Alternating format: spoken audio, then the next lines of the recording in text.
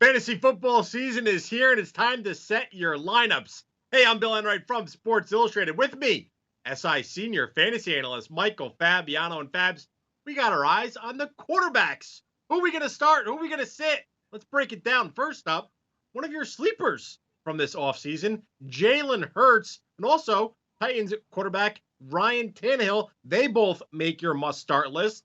Tell us why. Hurts, certainly a guy that I love as a breakout this season. The mobility and the fact that I feel like there's very little competition there in Philadelphia, unless you believe Gardner Minshew could potentially take that job during the season. So it's all about the mobility, and this week it's all about the matchup. I mean, Atlanta's defense gave up an average of over 23 fantasy points per game to quarterbacks last year. They were vulnerable to mobile quarterbacks as well. The over-under in this game is 48.5, so I think Hurts is going to score a lot of points. And then when you look at Ryan Tannehill, well, he's coming off the COVID-19 list. He's good to go for week 1. He'll have not only A.J. Brown, but Julio Jones. And oh, by the way, the Cardinals' defensive backfield is a mess right now. So this could also be a high-scoring game. I'm expecting big things from Tannehill. I have him ranked in my top 10. All right, fantasy managers with Ben Roethlisberger and Tua Tagovailoa are not going to like this. Both of those passers made your sit list for week 1.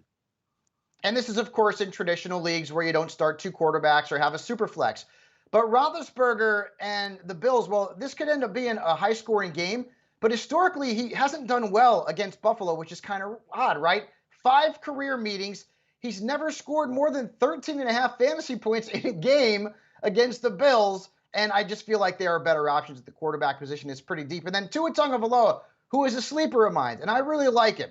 But I don't like the matchup in New England, all right? Last year, their defense allowed just 9 touchdown passes and an average of 13.1 fantasy points per game to visiting quarterbacks. So I'm keeping Tua on the sidelines in traditional leagues.